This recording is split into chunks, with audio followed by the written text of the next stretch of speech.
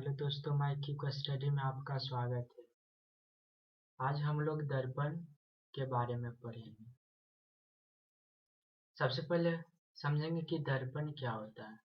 तो वह चिकनी और चमकीली सतह जो नियमित रूप से प्रकाश को परावर्तित करती है, साथ ही जिसकी एक सतह रचित किया हो, अर्थात जिसका एक सतह पेंट किया हुआ हो, उसे हम दर्पण कहते हैं। दर्पण मुख्य रूप से दो प्रकार के होता है। पहला समतल दर्पण, दूसरा गोलीय दर्पण। समतल दर्पण जिसका परावर्तक सतह चिकना हो। परावर्तक सतह कहने का मतलब जहाँ लाइट रे को रिफ्लेक्ट हो जाए, उसे हम परावर्तक सतह कहते हैं। स्फेरिकल मिरर मुख्य रूप से दो प्रकार के होता है, अवतल दर्पण और उत्तल दर्पण। अवतल दर्पण को इंग्लिश में कनकेव मिरर, कन्वेक्स मिरर। अब समझेंगे समतल दर्पण के बारे में। समतल दर्पण जिस दर्पण का परावर्तक सतह समतल हो, उसे हम समतल दर्पण कहते हैं। अर्थात जिसका परावर्तक सतह समतल हो, उसे हम समतल दर्पण कहते हैं। इसमें किसी भी वस्तु को दर्पण के सामने रखने पर उसका इमेज जो बनता है वह हमेशा वर्चुअल इमेज बनता है। जैसे देख सकते हैं कि ये दर्पण के सामने एक वस्तु को रखा गया है, इसका प्रतिबिंब यहाँ बन रहा है। इसमें एक वस्तु को यहाँ रखा गया, इसका वर्चुअल इमेज यहाँ बन रहा है। समतल दर्पण द्वारा बने प्रतिबिंब की कुछ विशेषताएं देखते हैं। तो समतल दर्पण का जो प्रतिबिंब बनता है वह दर्पण के पीछे बनता है, हमेशा पीछे बनता है। समतल दर्पण में प्रतिबिंब आभासी और सीधा बनता है। समतल दर्पण में प्रतिबिंब आभासी और सीधा बनता है। समतल दर्पण में प्रतिबिंब का आकार वस्तु के आकार के बराबर होता है। अर्थात प्रतिबिंब का आकार जितना बड़ा प्रतिबिंब रहेगा उतना ही बड़ा वस्तु रहेगा। यानी वस्तु का आकार जो होगा वह प्रतिबिंब के आकार के बराबर होगा।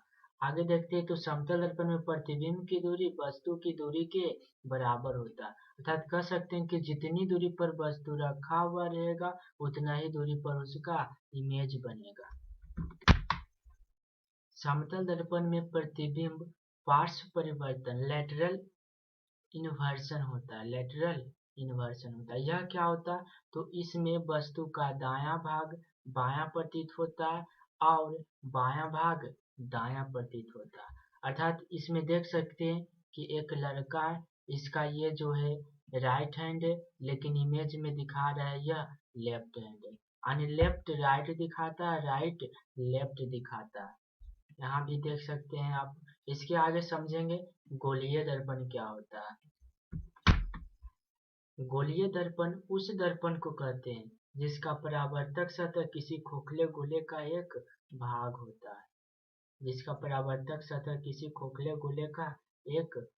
होता है।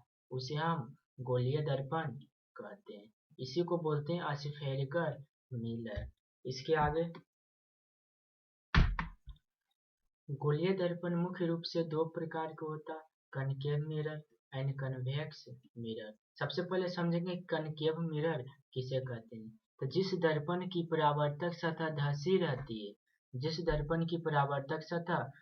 रहती है उसे हम अवतल दर्पण कहते हैं। जैसे देख सकते हैं कनकेव मिरर में इसका जो परावर्तक सतह चिकना सतह वह धंसा हुआ है, इसलिए इसको क्या बोलते हैं? Concave mirror.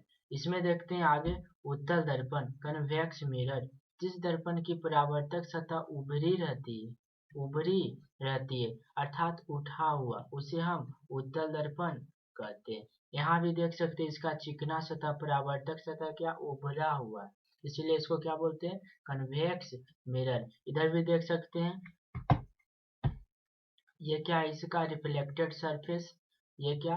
Convex mirror. ये क्या है? धंसा हुआ रिफ्लेक्टेड सरफेस, कनकेव मिरर।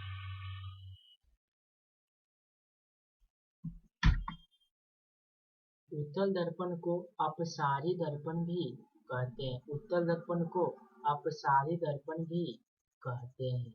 इसके आगे देखते हैं प्रतिबिंब प्राप्त करने का नियम। प्रतिबिंब प्राप्त करने का मुख्य रूप से तीन नियम होता। उसमें से पहला नियम देखते हैं तो बोलता है जब कोई किरण प्रधान अक्ष के समानांतर दर्पण पर आपतित होता तो परावर्तन के बाद फोकस से होकर जाती है। इसे देख सकते हैं, यह एक दर्पण है, कनकेव मिरर। ये जो है इसका प्रधान अक्ष है, प्रिंसिपल एक्सिस। इससे समानांतर जितना भी लाइट रे जाएगा वह दर्पण में परावर्तन होने के बाद वह फोकस से होकर जाएगा। इसमें भी देख सकते हैं कन्वेक्स मिरर में कि दर्पण प्रधान अक्ष के समानांतर दर्पण पर आपतित हुआ और फोकस से होकर चला गया। यहाँ से पीछे डॉट डॉट करके मिलाएंगे तो कहाँ मिलेगा? फोकस पर मिलेगा। दूसरा नियम देखते हैं कि जब कोई किरण वक्रता केंद्र से होकर दर्पण पर आपतित होता तो परावर्तन के बाद पुनः उसी दिशा में वापस लौट जाता। अगर कोई किरण वक्रता केंद्र से होकर दर्पण पर आपतित होता तो परावर्तन के बाद पुनः उसी दिशा में वापस लौट जाता। इसमें देख सकते हैं कि ये प्रिंसिपल एक्सिस है, ये क्या वक्रता केंद्र है। ये लाइट रे वक्रता केंद्र से होकर दर्पण पर पड़ा, दर्पण पर पड़ने के बाद पुनः उसी दिशा में वापस लौट गया। इसमें भी देख सकते हैं ये दर्पण का प्रिंसिपल एक्सिस है। यह देखिए गया, लाइट रे गया वक्रता केंद्र से, फिर दर्पण में परावर्तन के बाद पुनः उसी माध्यम में वापस लौट गया। रूल नंबर 3 देखते हैं। बोलता है जब कोई किरण फोकस से होकर जाती है तो परावर्तन के बाद प्रधान अक्ष के समानांतर हो जाती। यह जो नियम है रूल नंबर 1 का जस्ट अपोजिट है।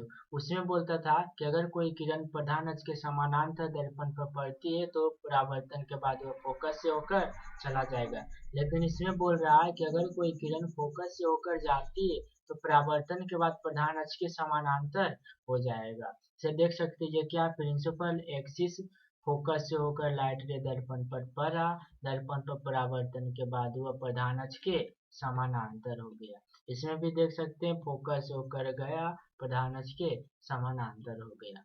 इसके आगे समझेंगे कि अवतल दर्पण में प्रतिबिंब का बनना है, अर्थात अवतल दर्पण में प्रतिबिंब का निर्माण कैसे होता है। इसमें सबसे पहला केस 1 देखते हैं। जब वस्तु को अनंत पर रखा जाता है, अर्थात वस्तु रखा हुआ कहाँ? अनंत पर है। अनंत पर से दो लाइट रे गया। पहला लाइट रे देखते हैं गया दर्पण पर परावर्तन के बाद फोकस से होकर चला गया। ये रूल नंबर 1 है कि अगर कोई लाइट रे प्रधान अक्ष के समानांतर दर्पण पर पड़ती है तो परावर्तन के बाद फोकस से होकर चला जाएगा। दूसरा लाइट रे भी प्रधान अक्ष के समानांतर दर्पण पर पड़ा, परावर्तन के बाद फोकस से होकर चला गया। इसका जो प्रतिबिंब बना वह कहाँ बना? फोकस पर बना। कैसा बना? वास्तविक का उल्टा बना और वस्तु से बहुत छोटा बना। ये इसको बोल सकते हैं बिंदु आकार का, वस्तु से बहुत छोटा। केस नंबर 2 देखते हैं कि जब वस्तु को अनंत और वक्रता केंद्र के बीच रखा जाता है। जब वस्तु को अनंत और वक्रता केंद्र के बीच रखा जाए, इन्फिनिटिव और आर के बीच रखा जाता है। जब वस्तु को अनंत और वक्रता केंद्र के बीच रखा जाता है। यहाँ देखिए एक वस्तु को रख दिए, वस्तु का नाम है M एंड N। इसे प्रथम लाइट रे प्रधान अक्ष के समानांतर दर्पण पर पड़ा, परावर्तन के बाद फोकस से होकर चला गया। दूसरा लाइट रे देखते हैं तो वक्रता केंद्र से होकर गया और दर्पण पर पड़ने के बाद पुनः उसी दिशा में वापस लौट गया। ये दोनों जहाँ पे कटता है वहाँ उसका इमेज बनता है। इसका इमेज कहाँ बना? यहाँ बना। इमेज कैसा बना? तो वास्तविक और उल्टा। वास्तविक रूप से मिला तो वास्तविक कैसा बना? उल्टा। ये ऊपर था, ये नीचे, इसलिए क्या? उल्टा। कहाँ बना? तो वक्रता केंद्र और फोकस के बीच, वक्रता केंद्र और फोकस के बीच। कैसा बना? तो वस्तु से छोटा, वस्तु से छोटा। इसके आगे केस 3 देखते हैं। तो जब वस्तु को वक्रता केंद्र पर रखा जाता, जब वस्तु को वक्रता केंद्र अर्थात सी पर रखा जाता, यह एक वस्तु है, इसको वक्रता केंद्र पर रखा गया। इससे प्रथम लाइट रे प्रधान अक्ष के समानांतर दर्पण पर पड़ा, यहाँ से परावर्तन के बाद फोकस से होकर चला गया। लेकिन दूसरा लाइट रे फोकस से होकर गया, दूसरा लाइट रे फोकस से होकर गया तो दर्पण पर परावर्तन के बाद प्रधान अक्ष के समानांतर हो गया। यहाँ दोनों क्या हुआ?